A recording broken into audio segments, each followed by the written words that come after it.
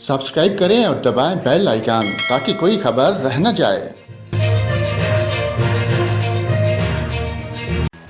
नाजरीन, मुल्तान और गिद्धौड़वा में तूफानी बारिश और सालाबारी से मुल्तान इलेक्ट्रिक पावर कंपनी के 200 से ज्यादा फीडर ट्रिप कर गए। मुल्तान डिवीजन में बारिश के दौरान गहरे बादलों की वजह से दिन में ही अंधेरा छा गया।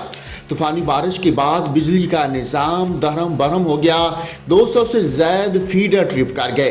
तर्जमान मेपको के मुताबिक तूफान और सालाबारी खत्म होने के बाद बिजली की बहाली का काम शुरू कर दिया गया।